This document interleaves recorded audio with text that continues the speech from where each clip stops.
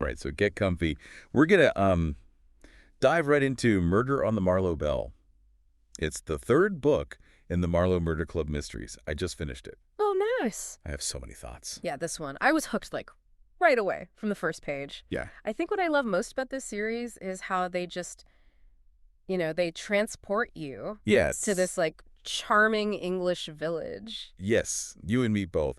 And, it's not just any village. It's Marlow. Right. Where the author actually lives. Oh, wow. Which I think just adds, a layer of authenticity to it, don't you think? It's like he's drawing inspiration from his own walks along the Thames. Absolutely. And speaking of authenticity, did you know that Robert Thorogood is a massive Agatha Christie fan? Is he? Yeah, so you can definitely see like those classic mystery influences, right, woven throughout the book. Totally. But with a modern twist, like a witty twist. Yeah, oh, totally. It has that, that classic whodunit feel, but with characters that feel so real and relatable, like Judith Potts. I love her. She's this, seemingly ordinary widow, but she just has a knack for solving crimes. She's such a brilliant protagonist, right? Like, on the surface, she's all about her crosswords and her quiet life. Right. And then, bam, she's, like, uncovering clues and piecing together puzzles that would stump, like, the most seasoned detective. I know. Right. It's great. Yeah. Who would suspect the quiet lady with the knitting needles to be, like, unraveling a complex murder mystery? I know. And this time, it's a particularly dramatic one, right? Yes. We've got Oliver Beresford, like a big name in the Marlow Amateur Dramatic Society. M.A.D. Yes, M.A.D. days, found shot dead on the River Thames. On a boat, no less. The Marlow Belle. Oh, yes. The Marlow Belle. Talk about setting the stage for intrigue. And then, of course, we have this fantastic cast of characters. Yes. Each with their own secrets and motives. Right. I mean, everyone in Maddie's is a suspect. It's like a classic locked room mystery. But the room is a boat gliding down the Thames. It's so good. So we've got Verity, Oliver's wife, who seems utterly devastated. Right. But is she hiding something? Ooh. Right.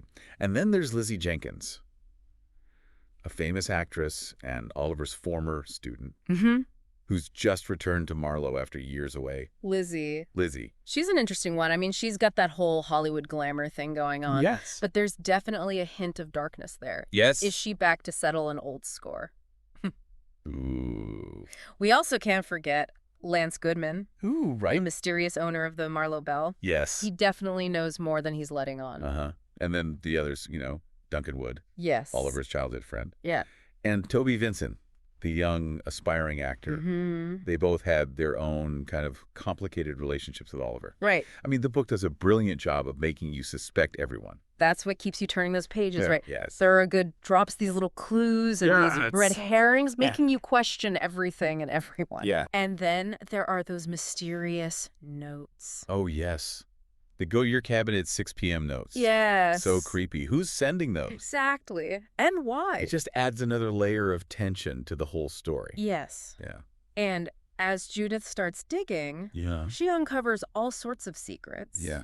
About Oliver's life, a mysterious illness, unexplained weekly trips, and then, well, let's just say, a shocking revelation that changes the entire course of the investigation. I know. I literally gasped out loud when I read that part. I had to put the book down for a minute and just process it. It's a good one. It completely threw me for a loop. It made me reevaluate, like, everything I thought I knew about the case. It's one of those twists, that just makes you want to scream. Yeah. How did I not see that coming? Seriously. And it's not just the big twists. It's those smaller details that Thorogood weaves in. Yes. The descriptions of Marlow. Yeah. The dynamics of the amateur dramatics group. The little quirks of each character. It all adds to this, like, delicious sense of atmosphere. So good. It is. You know what I find fascinating? Right. Is, the way that Thorogood uses the Amateur Dramatics Society as like a microcosm of society itself. Oh, right. You have all this drama, ambition, rivalry, secrets lurking beneath the surface. It's true. You have people from all walks of life coming together, putting on the show.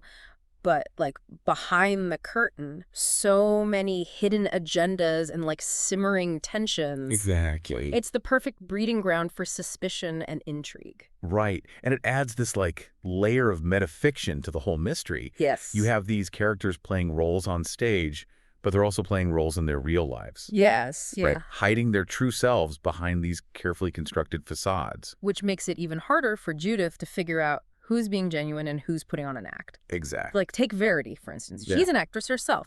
So is her grief over Oliver's death real? Or is she simply just playing the part of the grieving widow? Exactly. And then there's Lizzie, who's used to being in the spotlight, both on stage and off. Yes. So is she truly a suspect? Or is she simply caught up in this drama of her own making? Right.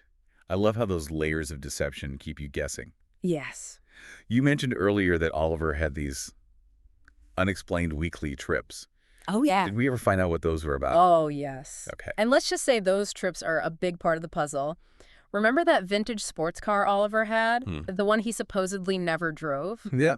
Well, it turns out he wasn't just collecting it as a hobby. Okay, now I'm intrigued. Spill the tea. Let's just say those trips weren't for leisurely drives. Oh, okay. They were about maintaining a completely separate life. Whoa. Okay.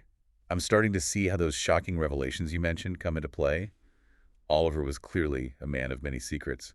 No wonder Judith has her work cut out for her. Right. And as she delves deeper, she starts to uncover these connections between Oliver's past and the people in his present. It's like those ripples you get when you throw a stone into a pond. Yeah. And how they eventually reach the edges. That's a great analogy. It's not just about who killed Oliver. It's about understanding this complex web of relationships and how they all played a part in this tragedy. Speaking of webs, remember that whole tarot card reading with Suzie? Oh, yeah. Suzie and her mystical insights. Yeah, How can I forget? I love how she brings this whole other dimension to the Marlow Murder Club. Right. And while her methods may seem a little unconventional, she often picks up on things that the others miss. Yeah. Like that whole brick through the window card, which she was convinced foreshadowed danger for Judith. Which turned out to be connected to Verity. See, Suzie was onto something. It's funny how those seemingly random events often end up being like crucial clues. It's like Thorogood is saying that even in like a seemingly ordinary village like Marlow, there's magic and mystery woven into the fabric of everyday life. Right. And that sometimes you need someone like Suzie who's like attuned to those subtle energies to see those connections. I totally agree. But amidst all those mystical insights and red herrings, did they ever figure out who was sending those creepy notes? The notes. Well, Judith did discover a connection between the handwriting on the notes and a particular item belonging to one of the suspects. Don't tell me.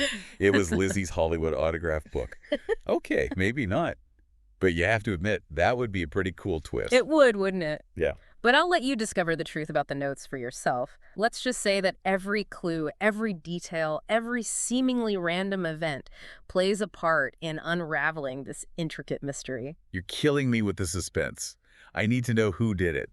But I also love how you're teasing us with these little hints without giving anything away. Yeah. It makes me want to like dive back into the book and see if I can piece it all together. And that's the beauty of a good mystery, isn't it? Yeah. It's not just about the destination. It's about the journey, the thrill of the chase, you know, the aha moments along the way. So true. I'm already mentally retracing Judith's steps, trying to remember all the little clues and details that might have slipped past me the first time around. It's amazing how a good mystery can make you feel like you're right there alongside the detective, putting the pieces together. Speaking of pieces, there was that whole thing with the painting of the Marlow Belle. Yes. At the art exhibition, right? Ah, yes. The painting that hinted at a possible witness. Yes. Well, let's just say that the artist behind that painting had a much deeper connection to Oliver than anyone realized. Ooh, another connection to the past. This is getting good. Did this lead to any breakthroughs in the case? It did. Okay. But those breakthroughs came with their own set of complications and shocking revelations. Remember how we were talking about Oliver's separate life? Yes. Well, it turns out there were more people affected by his deceptions than we initially thought.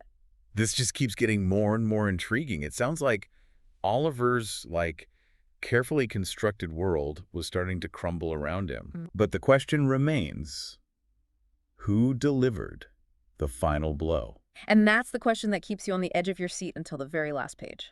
You've definitely piqued my curiosity. I'm already itching to pick up the book again and see how it all unfolds. Good. So we've got this charming English village, a cast of dramatic characters with secrets galore. Yes. And a murder that's shaken the community to its core. Right. Where do things go from there? Well, The Marlow Murder Club really steps up their game in this one. Right. They're following leads, uncovering hidden connections, and piecing together clues that would make even Hercule Poirot proud. I bet Judith's mind is working overtime. Oh, absolutely. She just seems to have a knack for connecting those seemingly random dots that everyone else misses. Yeah, her intuition is sharper than ever in this book. Right. She starts to see how Oliver's, manipulations and deceptions have created this ripple effect impacting everyone around him. So it's not just about finding the person who pulled the trigger. Right. It's about understanding how Oliver's actions created a situation where any one of these people could have snapped. Exactly. Wow. And that's what makes the climax so intense.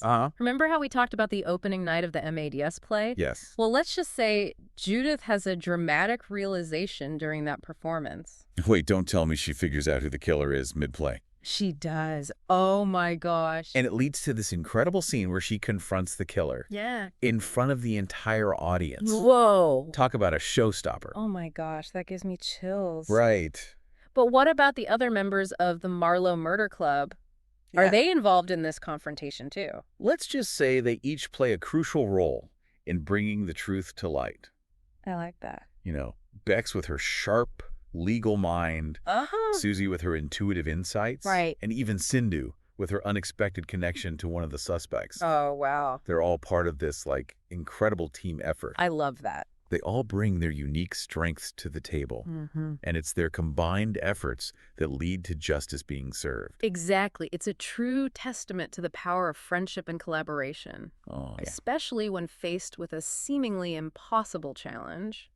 You've definitely made me even more eager to find out how it all ends. Good. But I have to ask, yeah, is there a sense of closure? Oh, absolutely. Okay.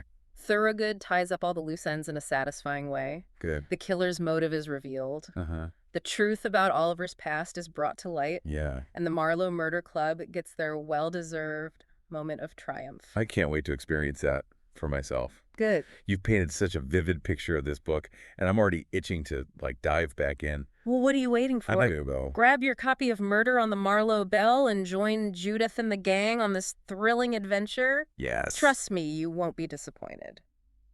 And there you have it, folks. Another deep dive into the world of cozy mysteries. Yes. Thanks for joining us on this journey down the Thames with the Marlow Murder Club. Of course. Be sure to hit that subscribe button and give this episode a like if you enjoyed it. Yes. And let us know in the comments who you think killed Oliver Beresford. Yeah. We'd love to hear your theories. Absolutely. Until next time, happy reading.